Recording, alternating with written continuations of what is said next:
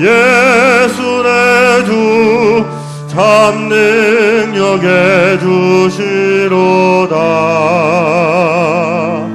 큰 바위 및 안전한 그곳으로 내 영혼을 숨기시네.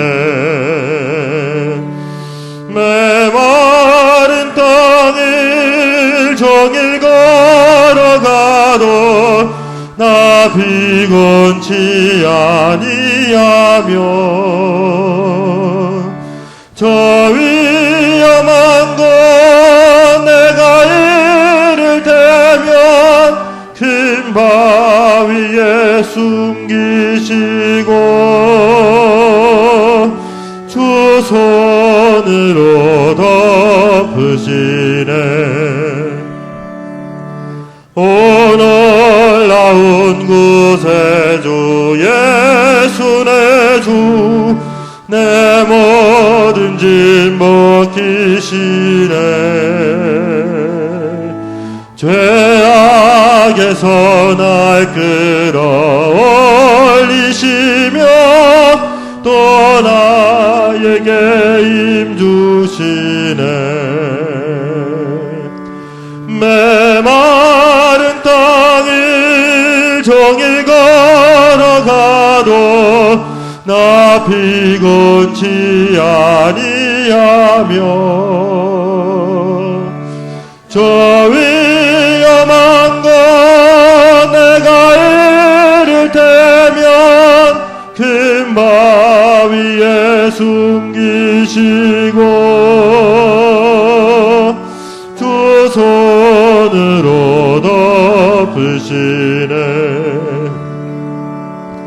증량 못하는 애로 채우시며 늘 성령에 감아주사 큰 기쁨 중 주님을 찬양토록 내 믿음을 도우시네. 메마른 땅을 종일 걸어가도 나 피곤치 아니하며 저 위험한 곳 내가 이를 대면 큰 바위에 숨기시고 주 손으로 덮으시네. 주 예수님 공중에 임하실 때 나 일어나 맞이하리. 그 구원의 은총을 노래하리. 저 천군 천사와 함께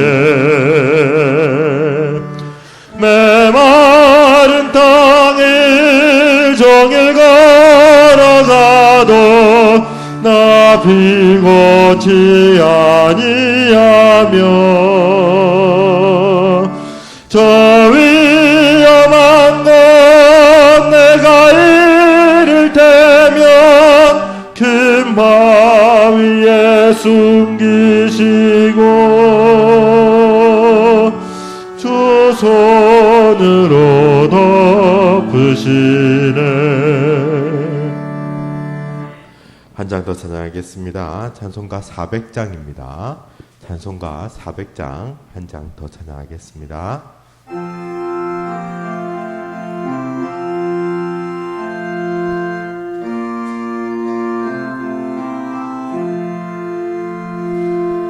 험한 시험물 속에서 나를 건져주시고 노한 풍랑 지나도록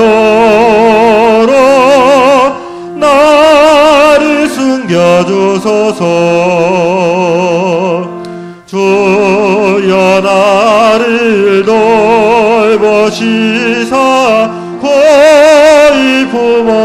주시고 험한 풍파 지나도록 나를 숨겨주소서. 다같이 일어나서 3절 찬양하도록 하겠습니다. 죄악길에 빠진 이몸 캄캄한 데 매며 부르짖는 나의 원 들으소서 내 주여. 주여 나를 돌보시사 고이 품어주시고 험한 풍파 지나도록 나를 숨겨주소서. 아멘.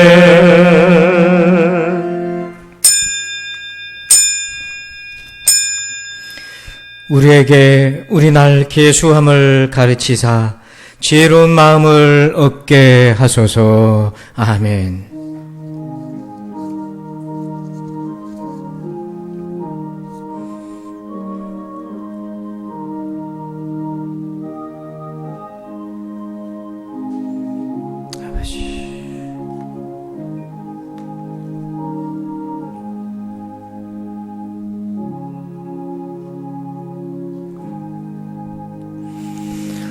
생명의 하나님을 찬양합니다. 우리의 남은 날을 기억하면서 오직 주를 위해 살아가게 하는 지혜로운 마음을 주옵소서.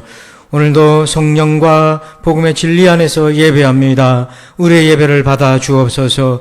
우리 모든 각 사람을 만나 주옵소서. 오늘 우리의 믿음이 새로워지는 날 되게 해 주옵소서. 예수님의 이름으로 기도합니다. 아멘. 우리 다 함께 찬송가 9장을 찬양드립니다.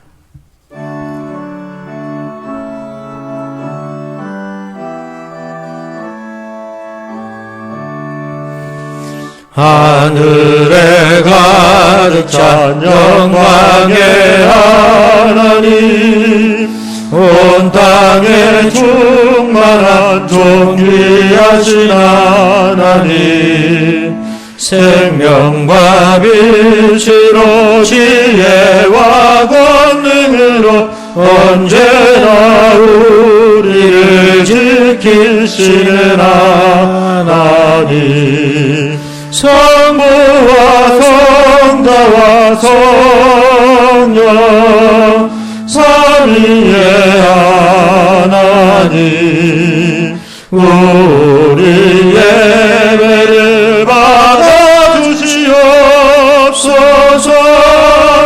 사랑이 넘치는 자비하신 하나님, 은혜가 풍성한 구원의 하나님, 자매의 심령에 평안을 주시옵고 죄악과 허물을 용서하여 주소서. 찬송과 영광과 생명 구원의 하나님, 우리 예배를 받아주시옵소서. 연약한 심령을 굳게 세워주시고 우둔한 마음을 지혜롭게 하시고 주의 뜻 받들어 참되게 살아가며 주 말씀 따라서 용감하게 하소서.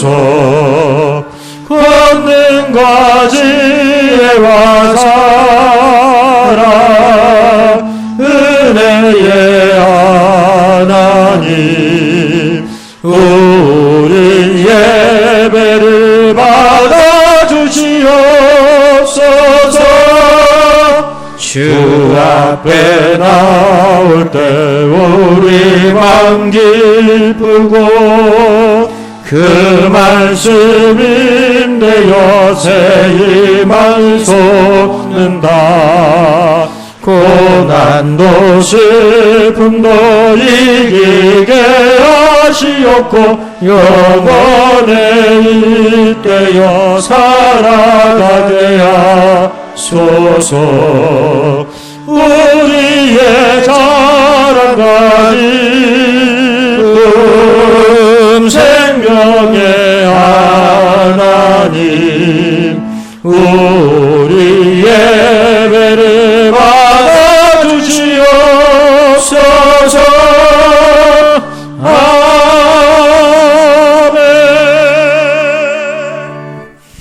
교독문 14번 시편 24편을 교독하겠습니다. 땅과 거기에 충만한 것과 세계와 그 가운데 사는 자들은 다 여호와의 것이로다.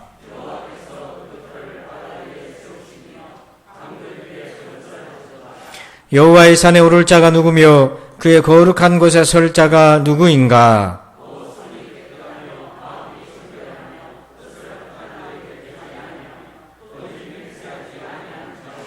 그는 여호와께 복을 받고 구원의 하나님께 의를 얻으리니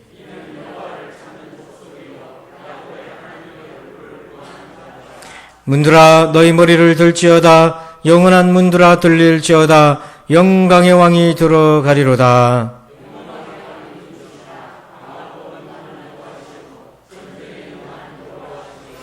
문들아 너희 머리를 들지어다. 영원한 문들아 들릴지어다. 영광의 왕이 들어가시리로다.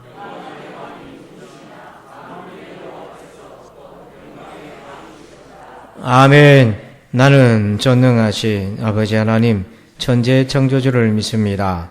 나는 그의 유일하신 아들 우리 주 예수 그리스도를 믿습니다. 그는 성령으로 잉태되어 동정녀 마리아에게서 나시고 본디오 빌라도에게 고난을 받아 십자가에 못 박혀 죽으시고 장사된 지 사흘 만에 죽은 자 가운데서 다시 살아나셨으며 하늘에 오르시어 전능하신 아버지 하나님 우편한 자 계시다가 거기로부터 살아있는 자와 죽은 자를 심판하러 오십니다. 나는 성령을 믿으며 거룩한 공교회와 성도의 교제와 죄를 용서받는 것과 몸의 부활과 영생을 믿습니다. 아멘. 다 함께 자리에 앉으셔서 함께 찬양하겠습니다. 오직 주의 은혜로 깊은 기도 찬양 드리겠습니다.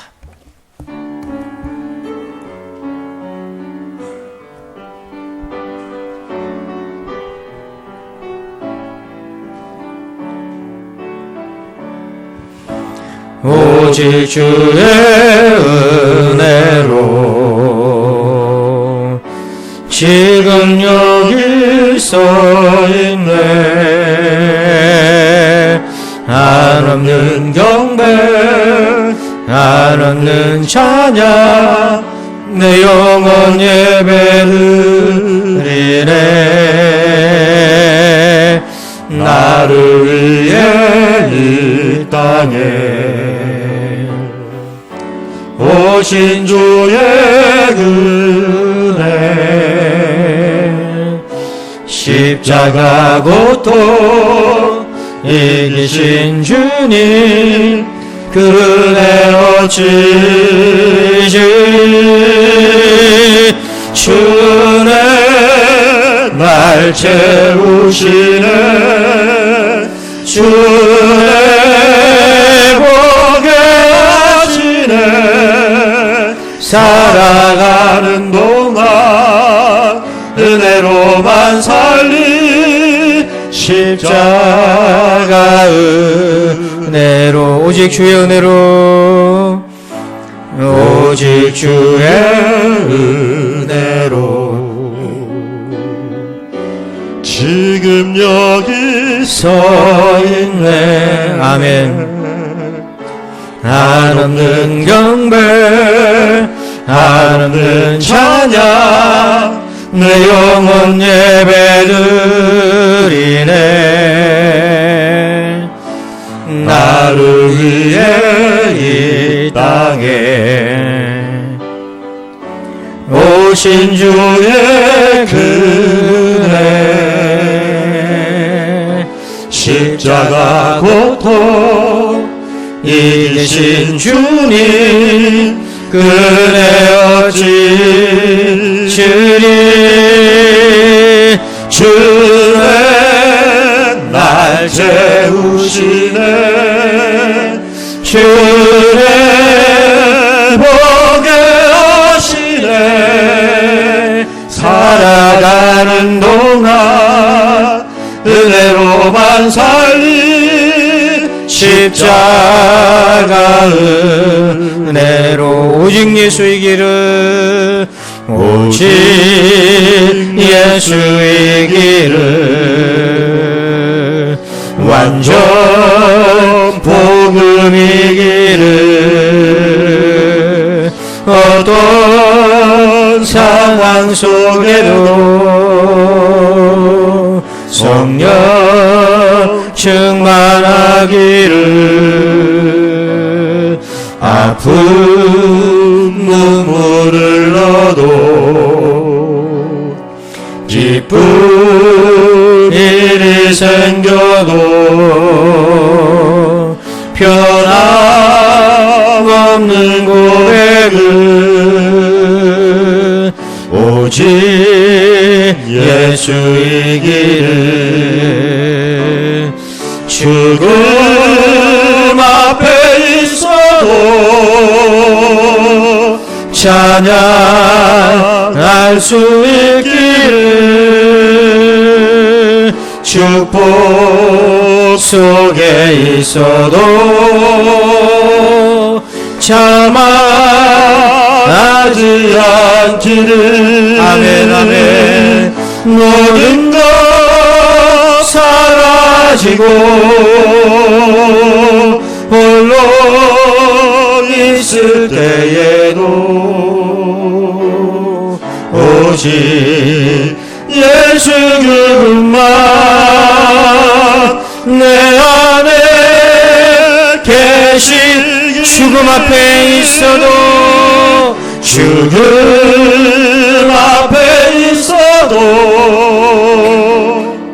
찬양할 수 있기를 아멘. 축복 속에 있어도 자만하지 않기를 모든 것 사라지고 홀로 있을 때에도 오직 예수 그분만 내 안에 계시기를. 이제 우리 다 함께 침묵으로 한 주간 동안 지은 죄를 회개하고 용서의 은혜, 성령의 도움을 구합시다. 우리 다 같이 기도하겠습니다.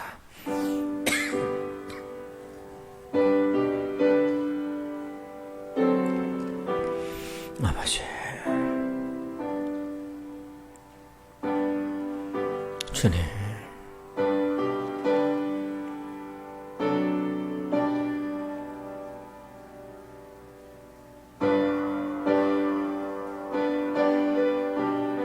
아버지,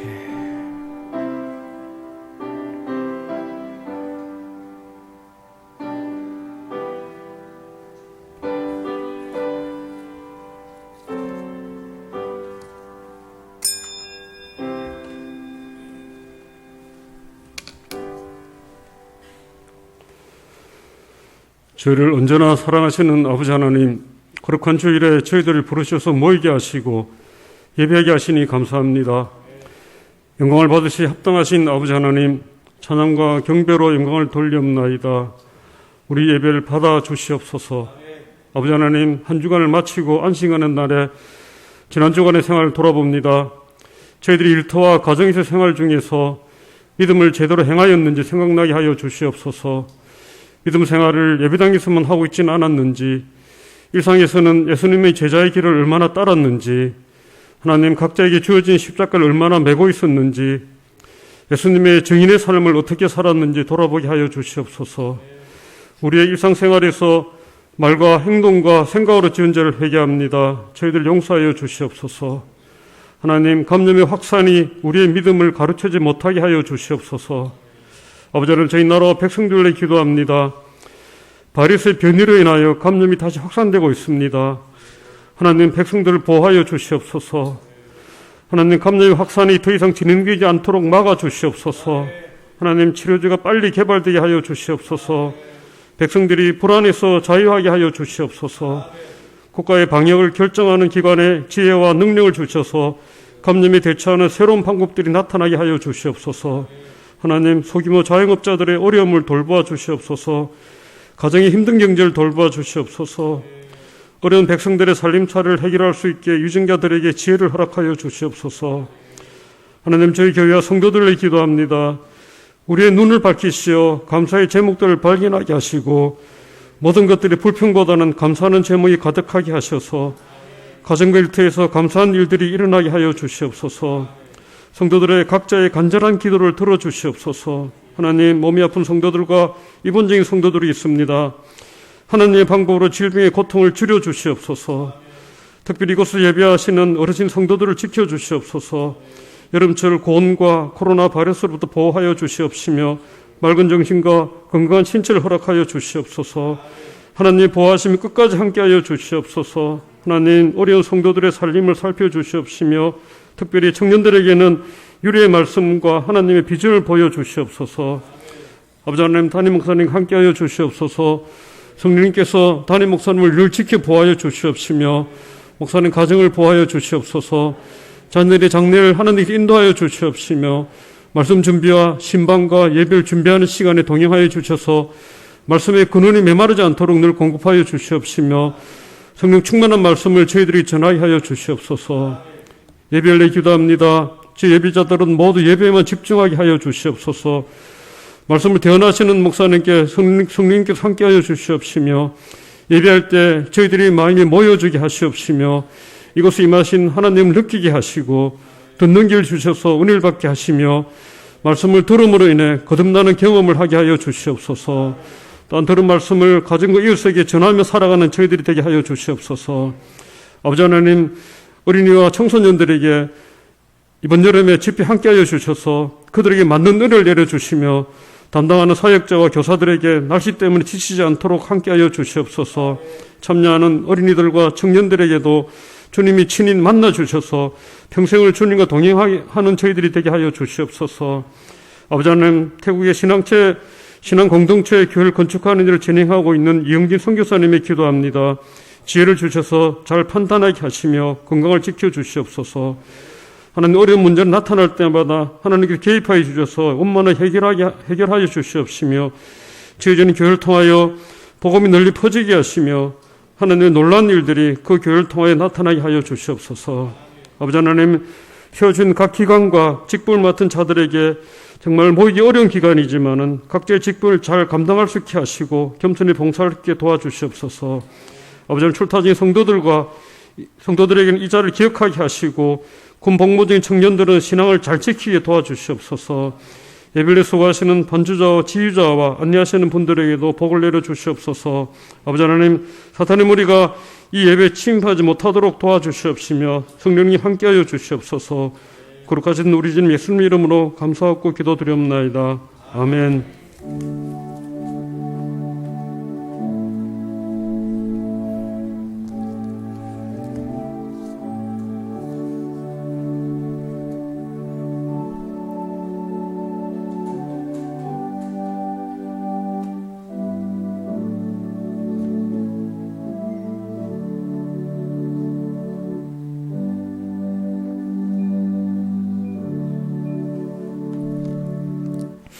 이 시간에는 교회 소식을 말씀드립니다. 좌우에 계신 성도들과 인사합니다. 반갑습니다. 인사할까요?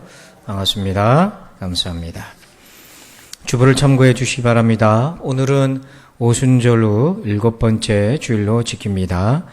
예배 방역 예절을 여러분 계속 지켜주시기 바랍니다. 그리고 목장 공동체 목장 여름 성경학교가 7월 23일 금요일 오전 9시 반부터 우리 점심때까지 진행되겠습니다. 우리 목장 가족들은 이날 함께 꼭 해 주시길 바라고요. 매주 금요일 목장 연합 예배 및 기도회로 우리가 모이고 있습니다. 그리고 교회학교 예배 안내입니다. 우리가 거리두기가 부산 지역이 2단계로 강화되었습니다. 그래서 여러분 성경학교나 캠프 일정을 조정합니다. 어린이들은 우리 교회에서는 2단계가 되면 온라인 예배로 전환이 됩니다. 학생들과. 그래서 어린이 여름 캠프는 온라인으로 진행하고요. 우리 청소년들은 1단계가 되면 그때 진행하도록 잠정 연기하도록 하겠습니다. 우리 청년들은 예배 마치고 2부 예배 후에 미니 카페에서 성경부 그대로 진행이 되겠습니다. 그리고 한 가지 1층 기도실을 사용하시고 난 이후에는 전기를 꼭 확인해 주시기 바랍니다. 선풍기라든지 냉난방 기구들 또 전원도 꼭 확인하셔서 거기가 좀 습하기 때문에 누전의 위험이 있습니다. 그래서 여러분들께서 꼭 참고해 주시길 바랍니다. 다음 주에는 각 기간 원래가 있겠습니다. 나머지 광고는 주보를 참고해 주시기를 바랍니다. 이 시간에는 들으신 예물을 봉헌하겠습니다.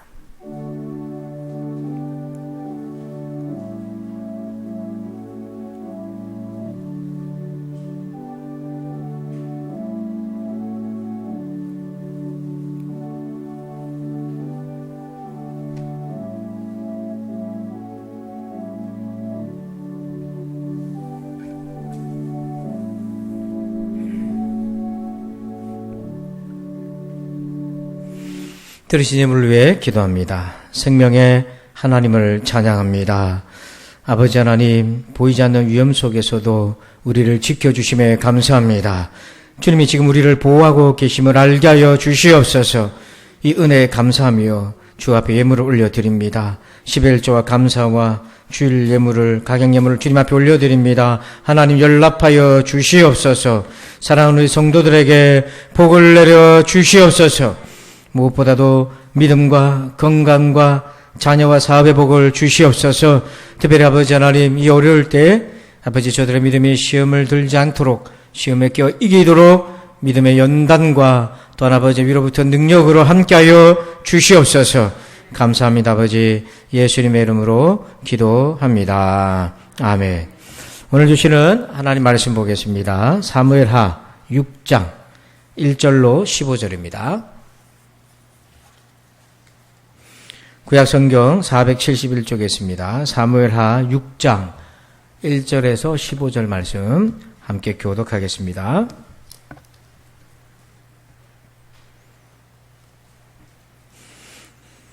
사무엘하 6장 1절입니다. 다윗이 이스라엘에서 뽑은 무리 3만 명을 다시 모으고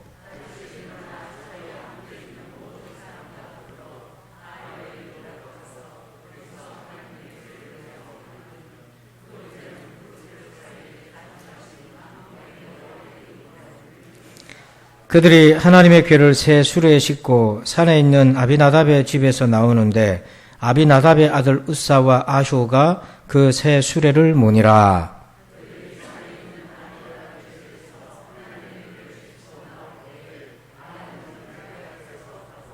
다윗과 이스라엘 온 족속은 잣나무로 만든 여러 가지 악기와 수금과 비파와 소고와 양금과 제금으로 여호와 앞에서 연주하더라.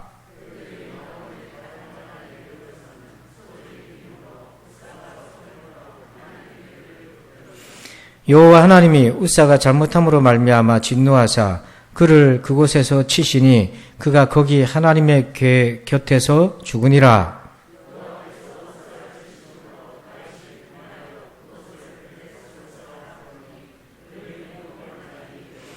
다윗이 그날에 여호와를 두려워하여 이르되 여호와의 궤가 어찌 내게로 오리오 하고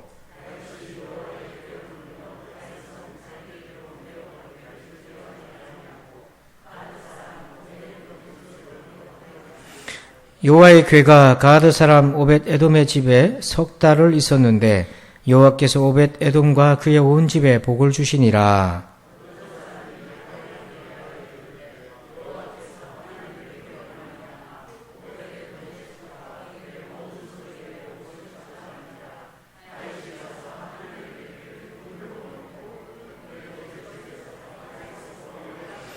여호와의 궤를 맨 사람들이 6걸음을 가매 다윗이 소와 살찐 송아지로 제사를 드리고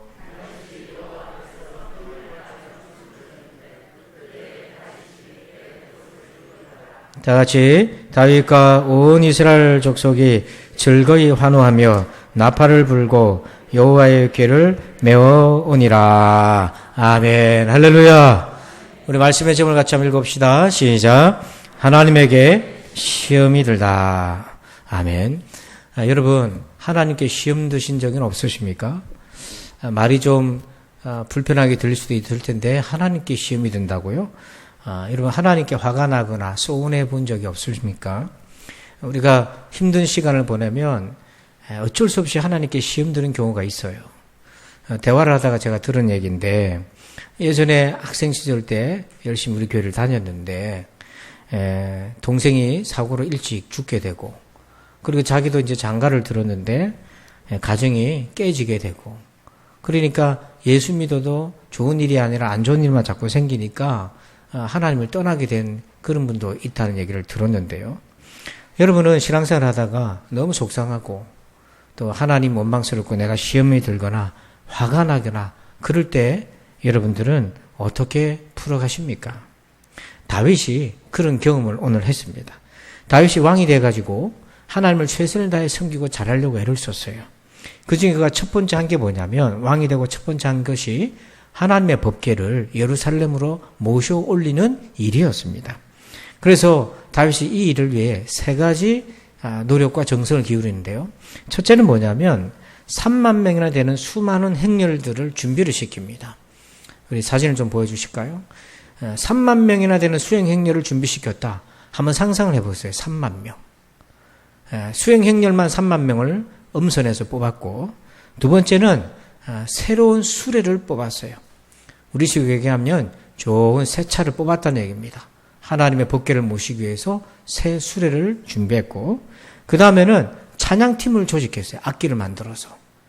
그래서 찬양단을 조직해가지고 이 거대하고 웅장한 행렬을 준비했습니다. 그래서 예루살렘으로 모셔 오려고 하고 있는 과정에서 전혀 예상치도 못한 뜻밖의 하나님의 진노를 경험하게 돼요. 6절 말씀 보니까 그들이 나곤의 타작마당에 이르러서는 소들이 띠므로 우사가 손을 들어 하나님의 궤를 붙들었더니 갑자기 수레를 몰고 가던 소가 뛰기 시작하니까 새 수레에 안치했던 법궤가 떨어지기 직전이었어요. 그래서 우사가 그 법궤를 보호하려고 손을 대서 만졌는데 그 순간 우사가 그 자리에서 즉사하게 되었습니다. 그게 바로 하나님의 진노였던 거예요. 그런데 다윗은 이 상황을 이해할 수가 없었습니다. 그래서 6장 8절 한번 읽어볼까요? 시작. 여호와께서 우사를 치심으로 다윗이 분하여 그곳을 베레스 우사라 부르니 그 이름이 오늘까지 이르니라. 아멘. 보니까 다윗이 어떤 마음이었다고 되어 있습니까? 분노했어요. 왜 다윗이 이렇게 분노했습니까? 그가 분노한 이유가 무엇이었습니까? 지금 분명히 하나님의 영광을 위해서 법궤를 이송하는 과정에서 3만 명이나 되는 그런 호송 행렬과 새 수레와 찬양단까지 조직해서 그렇게 하나님을 지극정성 섬겼는데 갑자기 소가 뛰면서 법궤가 떨어지려고 할 때에 우사가 손대었다는 그 이유만으로 그 자리에서 우사가 죽어나가니까 이 잔치의 행렬이 어떻게 됐겠습니까? 엉망이 돼버린 거예요. 그리고 행렬만 3만 명이었지만 호위하는 행렬만 구경 나온 백성들도 얼마나 많았겠어요. 그리고 자기의 정성도 거절당하고 정말 열심히 준비했는데 이 모든 것들이 예상과 다르게 전개될 때 다윗의 마음속에는 복잡한 분노가 일어나게 된 겁니다. 여러분들도 열심히 하나님 잘 챙기려고 했는데 일이 잘 안 풀리면 화가 나지 않습니까? 하나님을 향해서 때로는 욕도 하고 싶은 마음 들지 않습니까? 우리가 그럴 때 어떻게 풀어가겠습니까? 자, 오늘 다윗이 이 과정을 어떻게 풀었는지를 보면서 주의 음성을 한번 들어봅시다. 우리 3가지로 오늘 주의 음성을 듣습니다. 첫 번째, 1번 읽어봅니다. 시작. 학습의 시간을 가지라. 자, 11절입니다. 시작. 여호와의 궤가 가드 사람 에돔의 집에 석 달을 있었는데 여호와께서 오벳 에돔과 그의 온 집에 복을 주시니라. 아멘.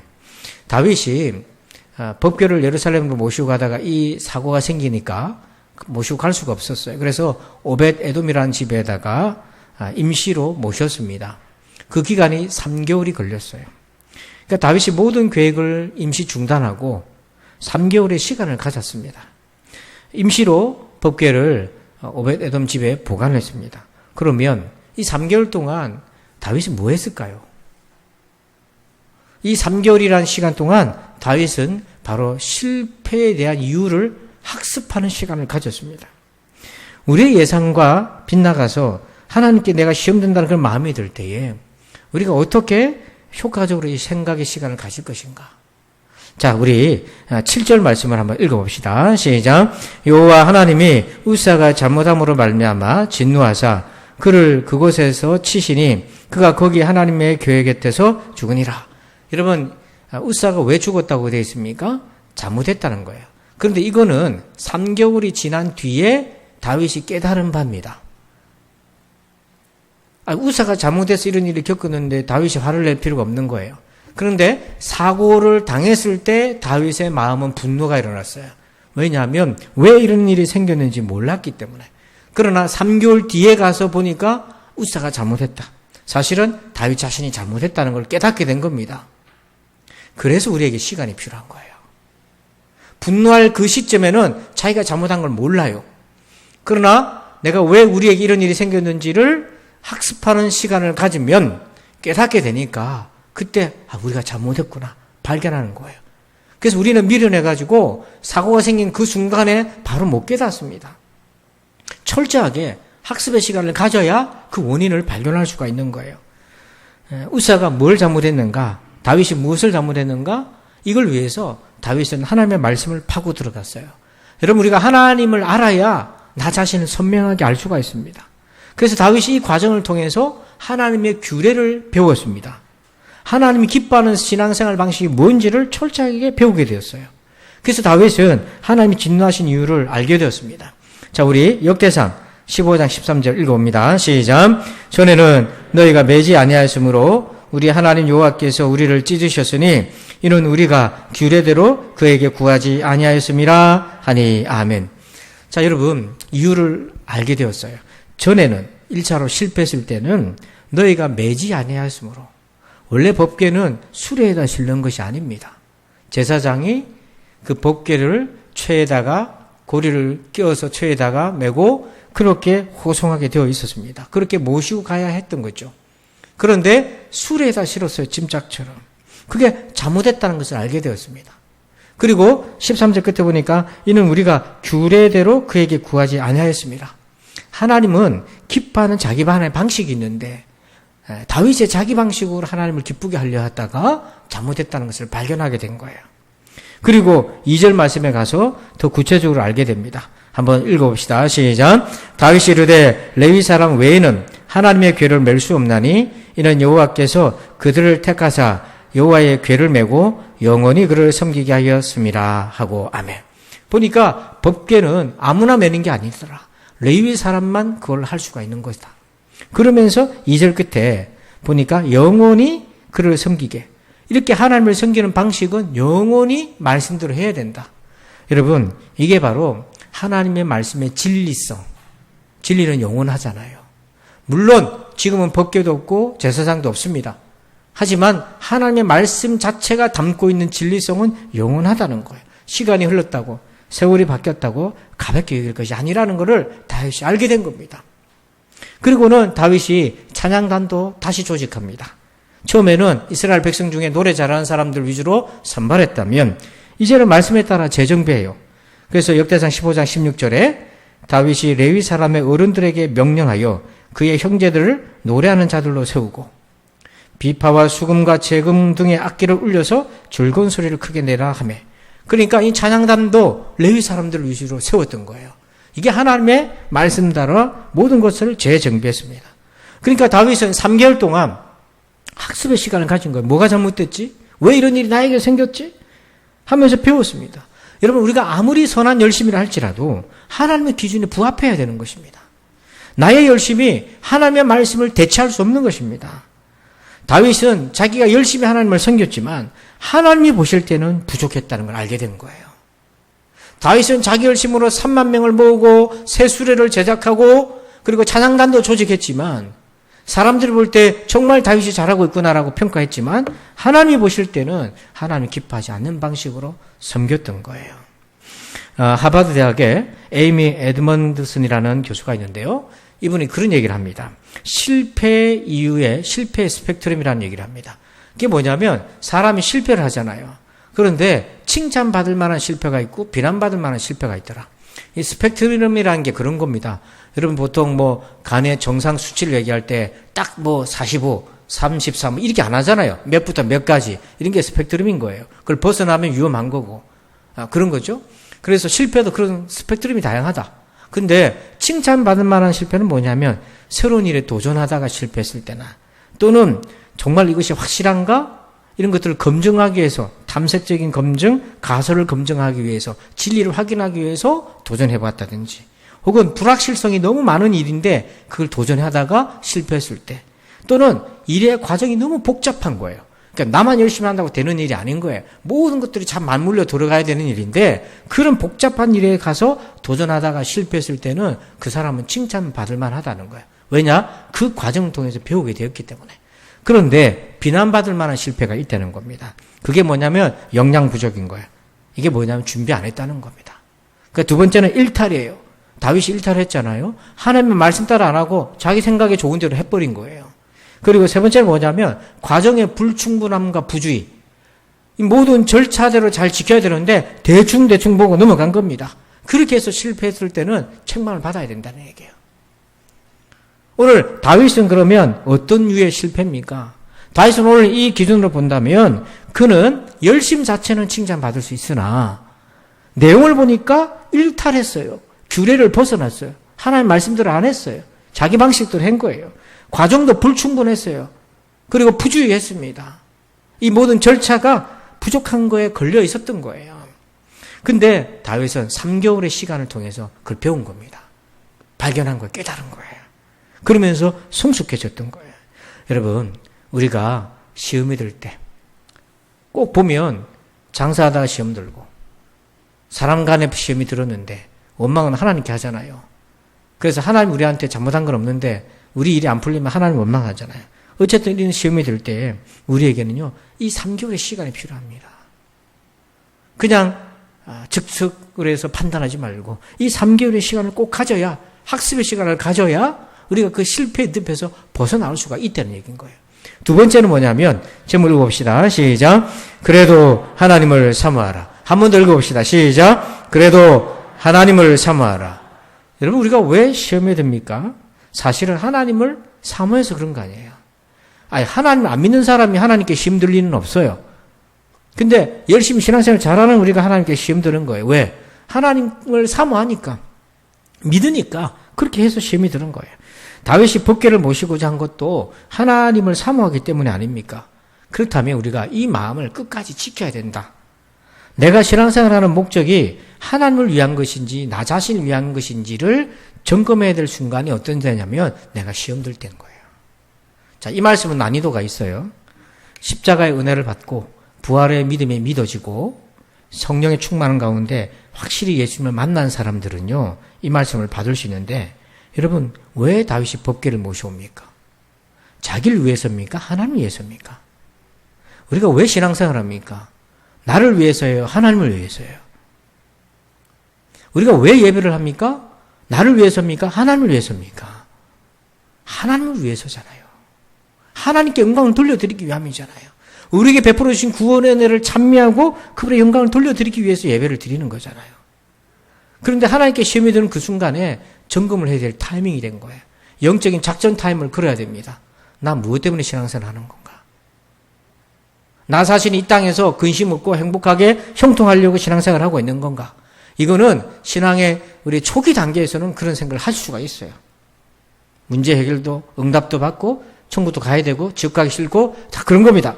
그러나 하나님 은혜를 온전히 경험하다 보면 이제 그런 것 때문에 신앙생활을 하는 것이 아니라 하나님이 하나님이시니까, 하나님이 나의 창조주이시니까, 하나님이 나의 구원자이시니까, 하나님이 나의 구세주이시니까 그분께 예배하는 거예요. 여러분, 시험 들 때 여러분의 신앙을 점검하세요. 나는 무엇을 위해 예배하고 있는가? 나는 누구를 위하여 믿음 생활을 하고 있는가?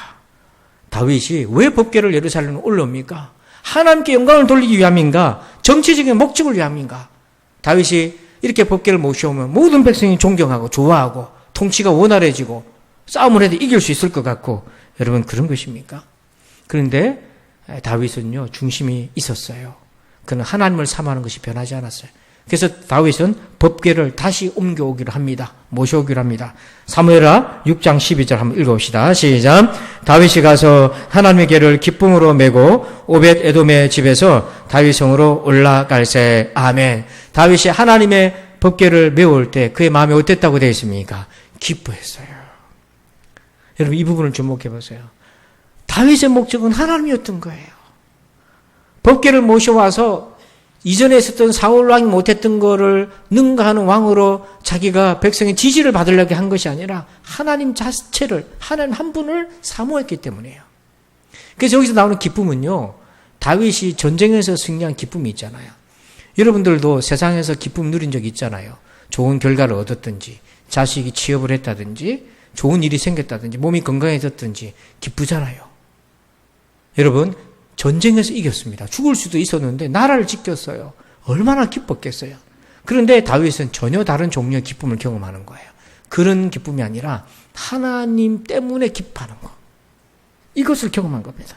그래서 14절에 그 기쁨의 농도가 어느 정도였는지 우리 한번 읽어볼까요? 시작. 다윗이 여호와 앞에서 힘을 다하여 춤을 추는데 그때에 다윗이 에봇을 입었더라. 그가 어느 정도로 기뻐했다고 되어 있습니까? 힘을 다해 춤을 췄어요. 여러분 최근에 춤춰보신 적 언제 있으세요? 너무 좋아가지고 춤춰보신 적 언제 있어요? 우리 예전에 할머니들은 기억이 납니다. 잔칫날이나 좋은 날이 있으면 누가 노래 부르면 일어나서 자동적으로 막 어깨를 흔들었어요. 흥이 많은 백성들이었어요. 여러분 어떤 때 춤을 추셨어요? 하나님 때문에 춤을 추신 적이 있으신가요? 하나님 너무 기뻐서, 너무 좋아서. 여러분 다윗이 이렇게 기뻐한 거는요, 법궤 때문이 아닌 거예요. 하나님 때문인 거예요. 여러분 우리가 예배 가운데 이 기쁨을 경험해야 되는데, 예배 가운데 이 기쁨을 경험한다는 걸 오해하시는데요, 찬송이 은혜로워서, 기도가 은혜로워서, 설교가 은혜로워서 기뻐하는데 그거는 잘못된 겁니다. 그게 아니고 하나님 때문에 기뻐하시길 바랍니다. 나머지는 찬송이나 말씀이나 이 모든 것들은 하나님의 영광을 드러내는 통로의 수단이에요. 하나님 그분이 너무 좋은 거예요. 그분의 구속하신 은혜와 하나님이 창조하신 그 은혜와 영원한 생명을 주신 은혜와 지금도 예수 그리스도를 통해서 성령 안에서 우리를 돌보시고 사랑하신 그 은혜와 인생이 죽음으로 끝나는 것이 아니라 영원한 생명이 있다는 것을 그의 아들 예수님을 보내셔서 인간이 도저히 득도할 수 없는 진리를 예수님을 보내셔서 알려주셨잖아요. 계시해 주셨잖아요. 말로만 하신 것이 아니라 예수님의 기적과 이사로 증거들로 십자가의 은혜와 부활의 소망으로 지금도 우리 안에 역사하시는 성령의 능력으로 증명해 주셨잖아요. 이런 증거들이 비어있는 사람들은 믿을 수 없는 거예요. 그러나 이런 증거들이 차곡차곡 쌓여있는 분들은 어려울 때 내공이 나오는 거예요. 여러분 이 기쁘고 좋으신 하나님을 잠깐 내가 시험 들었다는 이유로 버릴 수 있겠습니까? 여러분 이 기쁘신 하나님을 내가 신앙생활 하는데 내 원대로 안 된다고 해가지고 하나님을 멀리하고 떠날 수 있겠어요? 그건 너무 어리석잖아요. 다윗은 시험에 들었던 지난 3개월 동안 변하지 않는 것이 있었어요. 자, 우리 역대상 15장 1절 읽어봅시다. 시작. 다윗이 다윗성에서 자기를 위하여 궁전을 세우고 또 하나님의 궤를 둘 곳을 마련하고 그것을 위하여 장막을 치고, 다윗이 예루살렘에서 자기 궁전도 지었지만은 하나님의 성막을 세울 위치를 만들어 놨어요. 이거는 법궤를 모셔오기 전부터 그 공간을 만들었고 시험에 들었던 3개월 동안도 그걸 허물지 않았어요. 기분 나빠가지고 신하들한테 저거 치워라, 저거 치우고 저기 롯데몰이나 이마트나 그런 거 드려라, 그렇게 안 했습니다. 딱 그 공간을 지키고 있었어요. 여러분 이걸 잘 주목하셔야 돼요. 시험에 들어도 하나님을 위한 공간은 버리지 않았다는 거 그대로 보관했어요. 우리가 이 말씀을 개인적으로 적용해 보면 두 종류의 사람이 있습니다. 우리의 개인의 영혼에다가 적용해 보면 하나님을 위한 영혼의 공간을 마련해 놓고 있는 사람이 있고, 하나님을 위한 마음의 공간이 없는 사람이 있어요. 여러분은 어떻습니까? 여러분의 영혼에는 하나님을 위한 공간이 마련되어 있습니까? 비록 시험에 든 그 기간이라 할지라도, 아니면 하나님이 들어가실 공간이 없으신가요? 파스칼은요, 이런 얘기를 했습니다. 모든 사람의 마음속에는 하나님에 의해서만 채워줄 수 있는 공허가 있다. 다윗은 전쟁에서 승리한 기쁨으로는 해결할 수 없는 공허감이 있었어요. 거룩한 공허감이 있었는데, 그게 뭐냐면 바로 하나님만이 채울 수 있는 공허감이었어요. 그게 바로 하나님만이 해결할 수 있는 영적 공간이었습니다. 오늘 많은 사람들 심령 속에 이 공허감이 없는 사람들이 너무 많아요. 세상에서 누리는 그 기쁨으로 모든 걸 채웠다고 가는 사람이 있는 반면에, 우리 크리스찬들은 세상에서 내가 기쁨을 누려지만 그것으로는 충족하지 못하는 하나님만이 충족해 주실 수 있는 거룩한 공간을 가지고 있어야 된다는 거예요. 이게 거듭난 신자인 겁니다. 여러분은 이 공간에 있으신가요? 마지막 세 번째입니다. 우리 3번째 물어볼까요? 시작. 지금 감정에 속지 말라. 자, 우리 사무엘하 6장 8절 읽겠습니다. 여호와께서 웃사를 치심으로 다윗이 분하여 그것을 베레스 웃사라 부르니 그 이름이 오늘까지 이르니라. 아멘. 여러분, 다윗이요 3만 명 수행응원을 준비를 하고 새 수레를 만들고 앞에서는 찬양을 부르고 그렇게 정말 기쁨으로 가는데, 갑자기 소가 뛰어서 웃사가 그걸 만지려다가 그 자리에 죽었잖아요. 얼마나 당황했겠습니까? 다윗 입장에서는. 그래서 다윗이 그때의 반응이 뭐냐면 분했다, 이렇게 분노했다고 되어 있어요. 이 분노라고 하는 히브리 단어는 세 가지 의미가 중첩되어 있는데, 정말 화가 났다, 그 다음엔 슬퍼하다. 하나님이 내 제사를, 내 이 행렬을 안 받으셨다, 슬퍼하다. 그 다음에 세 번째는 자기가 마치 공격을 당한 것처럼, 하나님께 공격받은 것처럼 그렇게 화가 났다는 거예요. 여러분, 우리가 하나님께 시험이 되면 이런 화가 나거나 슬프거나 막 원망이 생기는 그 감정이 있잖아요. 근데 여러분, 속지 말아야 돼요. 그 현재의 감정이 계속 갈 거라고 속으면 안 됩니다. 그래서 우리가 어리석은 선택한 이유가 뭐냐면, 지금 내 기분 나쁜 것이 계속 기분 나쁠 것이라고 생각하는 거예요. 그래서 속습니다. 그래서 어리석은 선택하는 거예요. 다윗은요, 지금 이해할 수 없으니까 분노가 일어나잖아요. 근데 3개월이라는 시간이 지나고 나니까 이거 하나님이 우리가 잘못해서 그렇게 하신 거구나라는 거를 깨닫잖아요. 그래서 다윗의 감정이 바뀌어요. 자, 볼까요? 처음 분노가 어떻게 바뀌었는지 9절 말씀 한번 읽어봅니다. 시작. 다윗이 그날에 여호와를 두려워하여 이르되 여호와의 괴가 어찌 내게로 오리오하고. 분노하던 그날, 하루가 지나기도 전에 그 분노의 감정이 뭐로 바뀌었습니까? 두려움으로 바뀌었어요. 그리고 이 두려움이 3개월이 지나는 과정을 통해서 마침내 뭘로 바뀌는지 볼까요? 6장 12절. 다윗이 가서 하나님의 괴를 뭐라고 되어 있습니까? 기쁨으로 바뀌었어요. 분노가 두려움으로, 그 두려움이 기쁨으로 바뀌었어요. 여러분, 이 분노가 계속될 것 같잖아요. 그렇게 생각하면 하나님 앞에서 신앙생활 할 수 없는 거예요. 근데 많은 사람들이 지금의 감정이 절대화시키고 이게 안 바뀔 거라고 생각하고 이게 옳다고 생각하면 그래서 넘어지는 거예요. 그런데 이 분노하는 감정이 하루도 안 지나서 두려움으로 바뀌고 3개월의 여정 동안에 이게 기쁨으로 바뀌었어요. 그 사이에 뭐가 있었습니까? 배웠잖아요. 학습의 시간을 통해서 말씀을 보면서 하나님이 원하는 게 이게 아니었구나. 내가 내 열심을 했구나. 하나님의 방식이 아니었구나 깨닫습니다.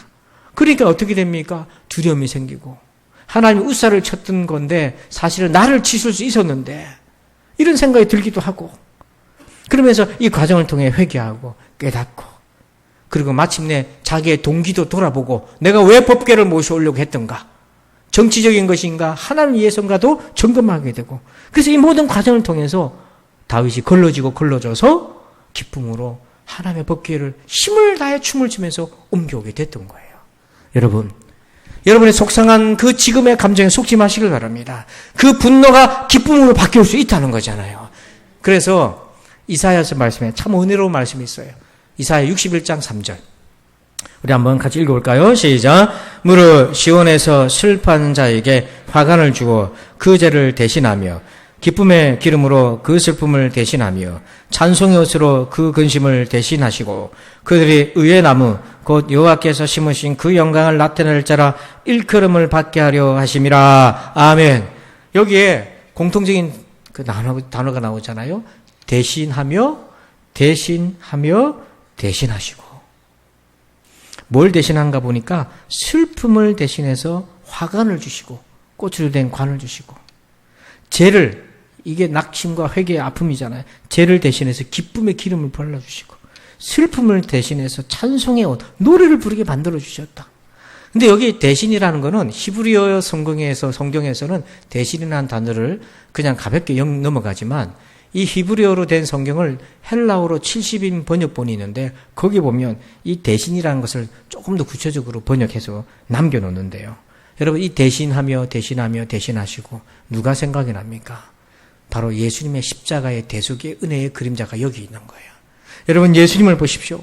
예수님은 죄인인 나를 대신해서 우리에게 의인 되는 은혜를 주셨고, 예수님은 심판받을 나를 대신해서 구원의 은혜를 대신 주셨고, 예수님은 사망을 받을 나를 대신해서 죽으셔서 나에게 영원한 생명을 주셨고, 예수님은 마귀의 자녀로 평생 살아가야 될 나를 대신하여서 하나님의 자녀의 은혜를 허락하여 주셨다는 거잖아요.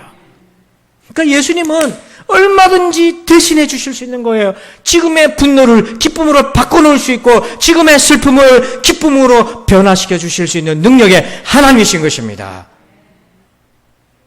여러분, 제발 믿으세요. 제가 이 말씀을 준비하다가 새롭게 이해된 말씀이 있어요. 데살로니가전서 5장 18절.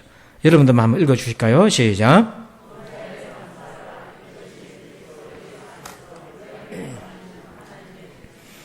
여러분, 이 말씀처럼 부담되는 말씀 없잖아요.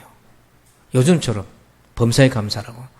코로나 때문에 장사도 안 되고, 마음대로 놀러도 못 가고, 더운데 마스크 쓰고 다녀야 되고, 교회를 오라는지 말라는지 맨날 구청에서 문자는 오고, 학교를 오라는지 가라는지 막 여러분들이 막 마음이 많이 상해져 있을 때 제가 강단에서 가지고 범사에 감사하시오.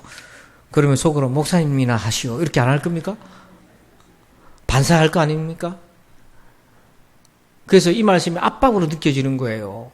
막 스트레스로 받치는 거예요. 우리 감정 억누르는 것 같아. 화도 나고 짜증도 나는데 그렇게 하지 말라니까. 그럼 이 말씀만 보면 막 죄책감이 들잖아요. 근데 그게 아니고요. 다윗의 감정의 변화, 곡선과 이 말씀을 겹쳐서 한번 이해해 보세요. 우리가 사람인데 왜 화가 안 납니까? 예수님도 화를 내시는데. 근데 그 원망이 생기고 화가 나지만 하나님 앞에 엎드려서 주님의 은혜를 구하면 그 은혜를 구하는 과정에서 깨닫는 게 있고, 또 하나님에 대한 믿음의 확신도 생겨지게 되고, 그러다 보면 그 문제가 뭐 할 거리로 바뀌어진다? 감사로 바뀌어지는 거예요. 이 말씀은 기도를 해본 사람이 아는 거예요. 화가 나고 속상하다고 에이 하고 이렇게 다니면 몰라요. 근데 그거 가지고 기도해보면 알아요. 저도 지난 주간에 그런 경험이 있었어요. 속상한 일이 있었어요. 근데 하나님 앞에 엎드려서 기도하는 거예요. 기도하는데 기도 시작할 때는 막 하나님 원망스럽고 막 그런 마음이 생기는데 한참 기도하니까 그 마음이 온데간데 없는 거예요. 너무 신기하고 온데간데 없는 거예요. 온데간데도 없을 이 감정에 지금 매여가지고 산다는 것이 얼마나 어리석은 것인가 하는 것을 기도하다가 깨닫는 거예요. 여러분, 지난날 여러분 인생을 되돌이켜보면 그때 내가 안 살래 그랬던 적이 한두 번 아니었을 거예요. 그래서 그 마음 들고 뒤에 도구니가 이래가지고 이러고 앉아있는 거예요, 지금. 그런 마음 가지고 살았다면 얼마나 후회했겠습니까? 지금도 마찬가지고 앞으로도 마찬가지예요. 여러분, 지금 한계상에 부딪힌 분들이 있나요? 원망스럽고 화가 나고 이런 판단할 때 그렇게 보여지나요? 아닙니다. 속지 마세요. 엎드려 기도하다 보면 자기 잘못도 깨달아지고, 또 몰랐던 것도 알게 되고, 목회를 하다 보면 그런 때가 있어요. 어쩔 수 없이 오해받을 때가 있어요. 제가 어쩔 수 없이 오해받을 때도 있고, 성도들이 그럴 때도 있어요. 어떤 분이 막 이제 저한테 누구누구 뭐 이렇게 얘기할 수도 있잖아요. 그러면 그분은 사정이 있는데 그 사정을 개인사라 누구한테 말을 못해. 말을 못하는데 그걸 내용을 모르니까 막 뭐라고 할 수 있어요. 근데 저는 알잖아요. 안다고 때가 제가 말할 수도 없잖아요. 이런 상황이 늘 존재하는 겁니다. 그래서 우리가 눈에 보이는 대로 들리는 대로 판단하면 안 된다는 이유가 거기 있는 거예요. 말을 못 해주는 거예요. 그러니까 불가피하게 인생이라는 건 오해를 안고 살아갈 수밖에 없어요. 근데 그것이 나중에 시간이 지나서 알게 되면 어떤 마음이 듭니까? 그때 내가 몰랐네. 몰랐다고 끝나는 게 아니라 뭐 어떻습니까? 미안하네. 이런 마음이 생기잖아요. 그때는 내가 옳은 줄 알았는데 시간이 지나니까 아이고 내가 잘못했네. 왜? 몰랐던 것이 알게 되었으니까. 이런 변화가 우리 안에 무수하게 존재하기 때문에 지금 내가 당하는 느끼는 감정에 사로잡히지 말라는 거예요.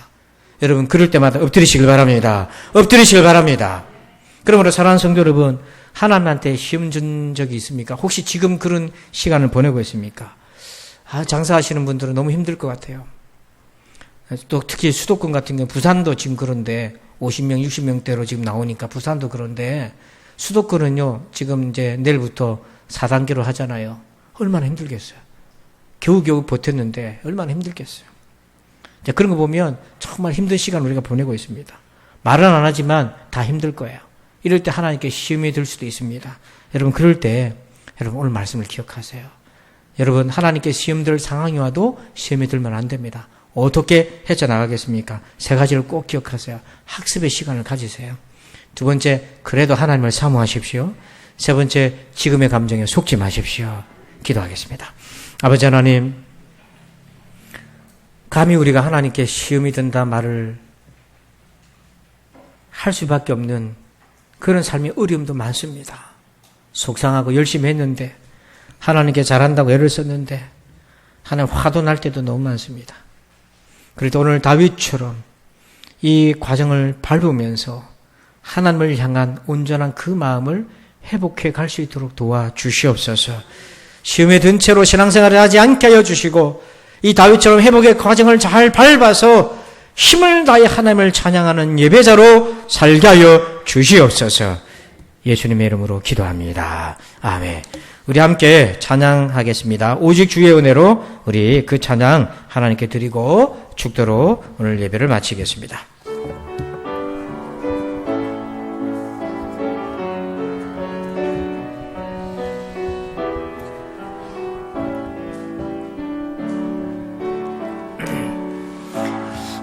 오직 주의 은혜로 지금 여기 서 있네. 한없는 경배, 한없는 찬양, 내 영혼 예배드리네. 우리 두 손 들고 고백합시다. 나를 위해 이 땅에 오신 주의 그 이름, 십자가 고통 이기신 주님, 그 은혜 어진 주님, 날 채우시네. 주의 보게 하시네. 살아가는 동안 은혜로만 살리 십자가 은혜로. 우리 한 번 더 고백합시다. 오직 주의 은혜로, 오직 주의. 우리 다 함께 자리에 일어나서 찬양합니다. 지금 여기 서 있네. 한없는 경배, 한없는 찬양, 내 영혼 예배드리네. 나를 위해 이 땅에 오신 주의 은혜, 십자가 고통 이기신 주님, 그 은혜 어찌 주님, 주는 날 채우시네. 주는 오게 하시네. 살아가는 동안 은혜로만 살리 십자가 은혜로. 살아가는 동안 십자가 은혜로 살겠습니다. 대신하여 주시는 그 은혜를 의지하며 살겠습니다. 연약해서 하나님께 시험에 든다 말할 수밖에 없는 상황이 우리의 인생사 고비고비 참 많습니다. 그러할 때에 시험에 빠져 아버지 우리 떨어져 나가지 않게 하시고 오늘 이 말씀을 듣고 다윗처럼 회복의 절차를 잘 밟아서 힘을 다하여 하나님을 기뻐하는 진정한 예배자가 되게 해 주시옵소서. 이제는 우리 구주 예수 그리스도의 은혜와 하나님 아버지의 그 크신 사랑하심과 성령님의 감화감동 교통의 충만하심의 역사하심이 오늘도 다윗처럼 기뻐하며 힘을 다해 이기기를 소원하는 저들 위해 이제부터 영원토록 함께 계실지어다. 아멘.